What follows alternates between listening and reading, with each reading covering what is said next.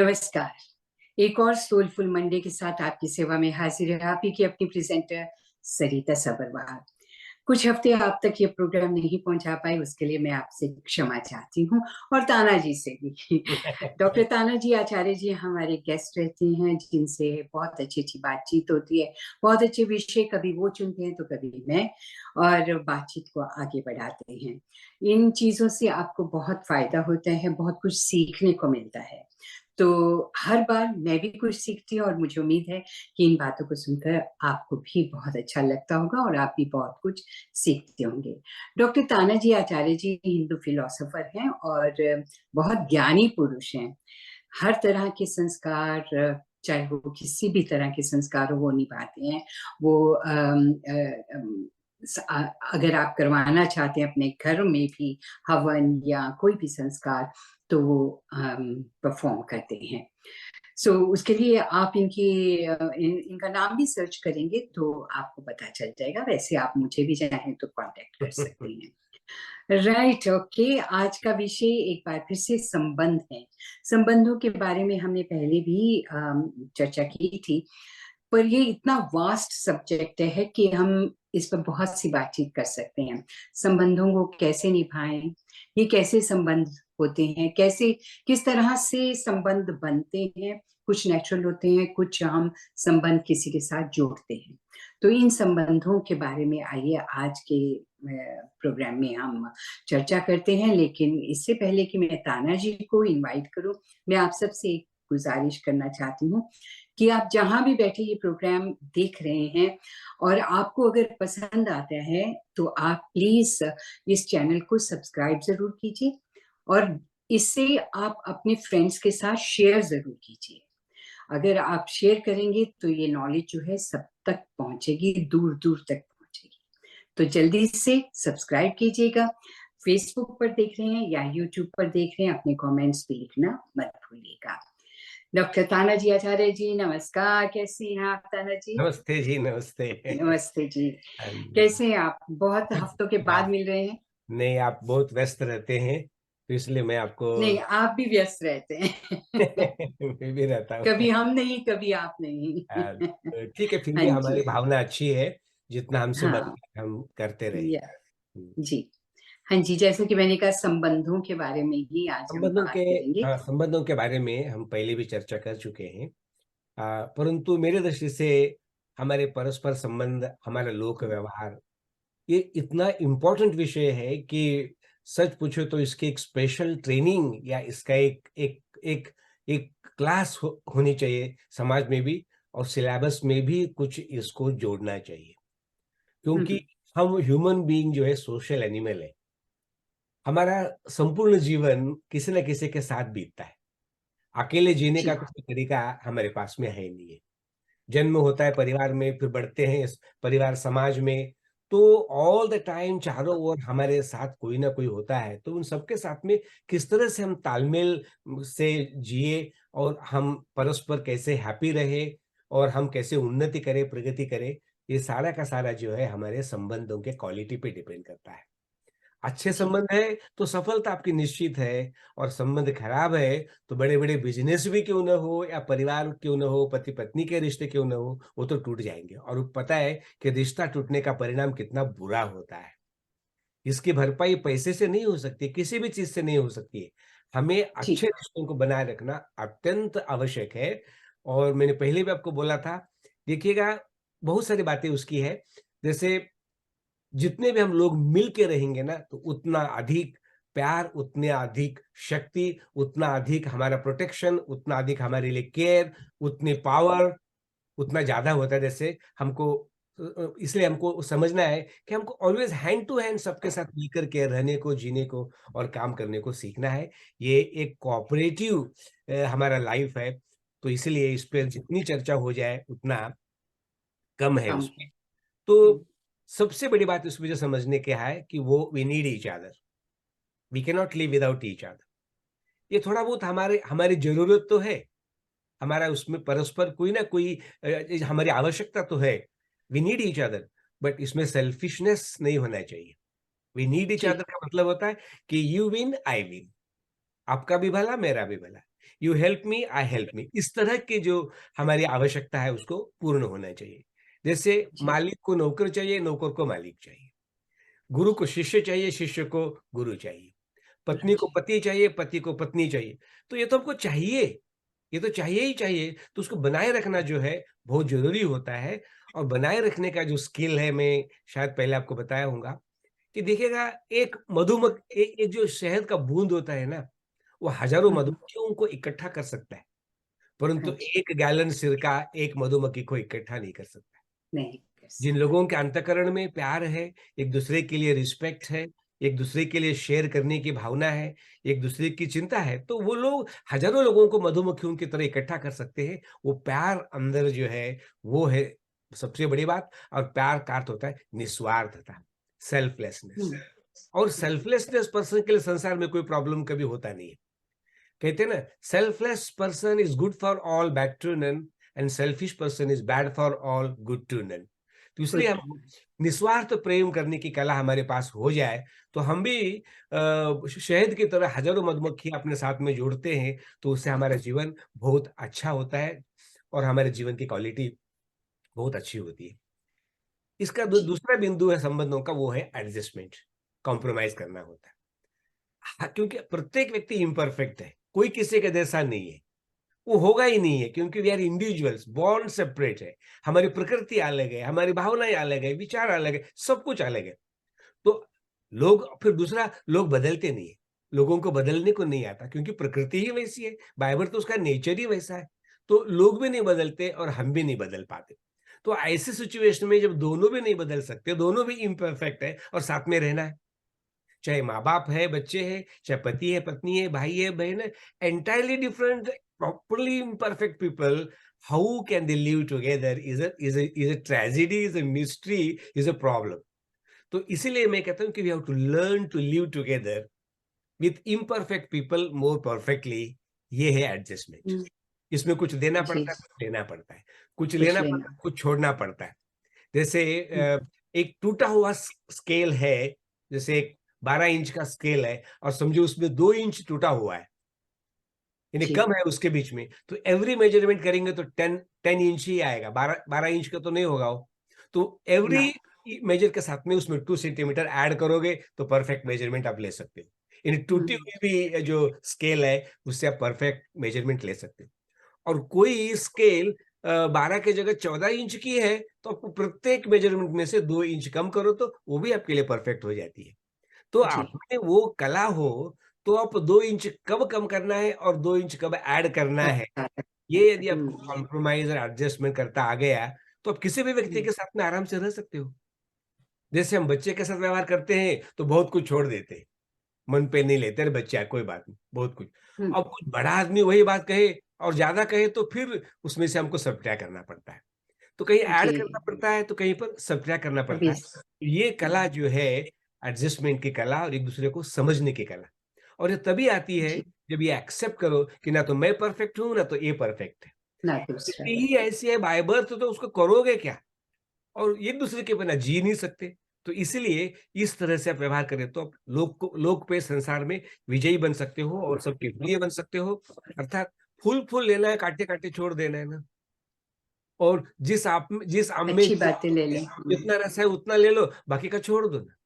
आपका मतलब जी, आम खाने से है, गुठलियाँ गिनने से तो नहीं है ना। नहीं, तो ये होना चाहिए, नहीं तो लोग क्या होता है कि हर एक लोगों में क्रिटिसिज़्म, दोष निकालते रहते हैं, बैकबाइटिंग करते रहते हैं और फिर अपना मैं बड़ा हूँ, मैं अच्छा हूँ, बाकी सब लोग बुरे हैं। इस तरह की भावना करेंगे तो कोई संबंध टिकेगा नहीं। और जी, फिर दुःख, ऊपर से दुःख बहुत होता है। पिछली बार मैं ये हुँ, बात कहते-कहते थोड़ी-सी रह गई थी। योगदर्शन में कहा है, देखो, कोई लोग सुखी है, कोई दुखी है, कोई पुण्यवान है, कोई पापवान है। तो सबके साथ तो जीना है ना, किसी को छोड़ तो नहीं सकते। जो व्यक्ति सुखी है तो उसके साथ दोस्ती करो और जी, जो व्यक्ति दुखी है उसके साथ थोड़ा करुणा का व्यवहार करो, बात बन जाएगी। हुँ, और जो व्यक्ति पुण्यात्मा है, उनको देख के खुश हो जाओ। देखो कितना अच्छा है, कितना भाग्यशाली है, तो उसको देख के खुश हो जाओ, जलो नहीं। कुछ लोगों को दूसरों की अच्छी गाड़ी आ गई तो जलन होती है, दूसरे ने बड़ा जेलस, घर लिया तो जलन होती है, दूसरे ने अच्छे कपड़े हुँ, पहने तो जलन हो जाती है। जलन क्यों जेलसी, होती है? पुण्यात्मा है, उसके भाग्य से अच्छे कर्मों से कुछ उसको मिला है तो देख के खुश हो जाओ। और कुछ हुँ, लोग बाय बर्थ बड़े बुरे होते, पापी होते, टेररिस्ट होते, तो हो सका तो उनकी उपेक्षा करो। तो इस तरह से व्यवहार करोगे तो आपको सभी बराबर हो जाएँगे और आपका भी जीवन ठीक होगा, उनका भी, उनकी भी समस्या दूर हो जाएगी। तो ये अपने व्यवहार को, संबंधों को ठीक करने के लिए ये बहुत ज़रूरी चीज़ है। पहले भी मैंने शायद आपको बताया होगा, संबंधों में थोड़ी बहुत अपेक्षाएँ तो रहती है, बट टू मच एक्सपेक्टेशन भी नहीं करना है। ना बहुत एक्सपेक्टेशंस अपेक्षा नहीं करना है, रहनी ना चाहिए। किसी की उपेक्षा भी करना है, किसी को इग्नोर भी नहीं करना है, नेग्लेक्ट भी करना है। सबका सम्मान करना है और सबकी लाज रखने का है। इटसेल्फ एक बहुत बड़ी बात है कि सबकी लाज रखो। व्यवहार में, बोलने में, चलने में किसी को भी ऐसे इंसल्टिंग बात न करो, उसको इग्नोर नहीं करो, उसका उसका अनादर नहीं करो, सबकी लाज रखो। किसी भी तरह की बात हो जाए तो कोई बात नहीं, हो जाता है। अब किसी के हाथ से कोई गलती हो गई, एडजस्टमेंट या कोई गिलास टॉलरेंस गया, होनी चाहिए। हो गया, हो जाता है। नहीं, हुँ, इससे देखिए नहीं ऐसे कुछ लोग क्या करते हैं, तुम्हारी आँखें फूटी थी, तुम्हारा ध्यान कहाँ पर था? इस तरह की बातें। जैसे वॉलीबॉल खेलते समय एक बार उड़ा बॉल कहीं न कहीं तो गिरेगा, किसी के तो हाथ से गिरेगा, वो ऊपर तो बहुत देर रहेगा ही नहीं, रह ही नहीं सकता। पर कुछ जो नायक होते हैं, वो एकदम चिल्लाते हैं, झल्ला के बात करते हैं और उसका अपमान कर देते हैं। जो थोड़ा बहुत उसका उत्साह था खेलने वाले के खिलाड़ी का, वो खत्म हो जाता है। फिर वो और गलतियाँ करने लग जाता है। पर कुछ नायक ऐसे होते हैं कि बॉल गिर भी गया, चाहे गलती भी थी, तो कहते हैं नेवर माइंड, कोई बात नहीं, ट्राई हार्ड, नेवर माइंड। तो उसकी लाज रखते, इंसल्ट नहीं करते। जी। संबंधों में हुँ, एक-दूसरे का इंसल्ट, डिसरिस्पेक्ट करना और इस ऐसा करके आप यदि सहो के संबंध रहेंगे, वो बिल्कुल नहीं रहेंगे। ये ध्यान से रखिएगा। और ये भी देखने का है, संबंधों की घनता अलग-अलग होती है। कोई संबंध बहुत सहजता से बड़े निकट हो जाते हैं, कोई संबंध बहुत निकट हो ही नहीं पाते।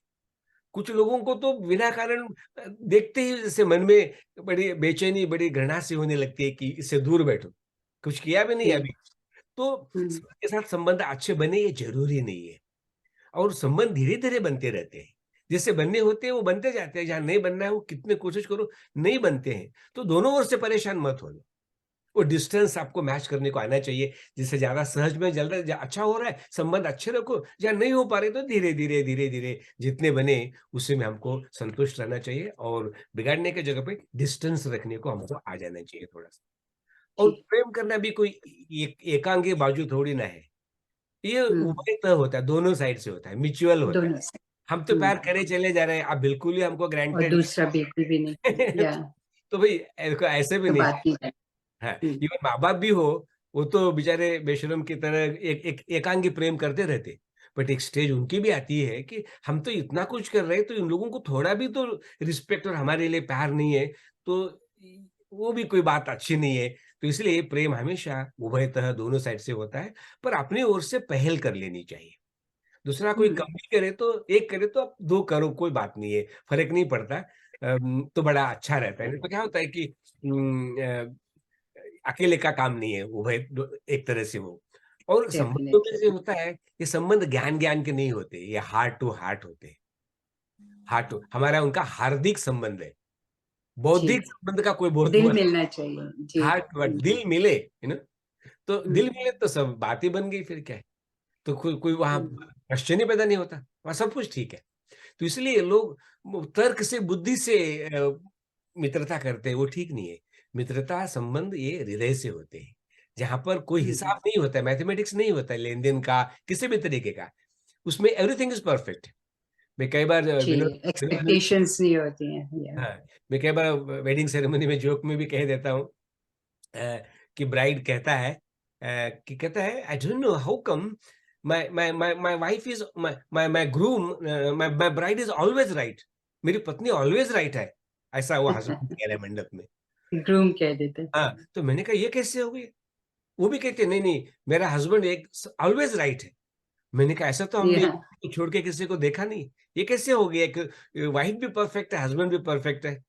तो मैंने कहा लगता है कि boy and girls are in love everything perfect है, इसलिए संबंधों का आधार बिल्कुल, सब है। कुछ ठीक लगता है, सब बिल्कुल, जायज़ लगता है। प्यार जब तक है तो सब कुछ अच्छा लगता है। अब जैसे प्यार फिनिश हो गया तो अच्छा भी बुरा लगने लगता है। हर बात बिल्कुल। में शंका होने लग जाती है। तो ये हुँ, तो नहीं ना फिर होना हम बुराइयाँ ही देखते हैं, बुरा ये कमियाँ नहीं देखते हैं, खामियाँ देखते हैं दूसरे में। तो फिर खामियाँ ही मिलेगी आप लोगों के लिए। हुँ, इसलिए प्रेम हुँ, संबंधों में सब कुछ लेना नहीं चाहिए।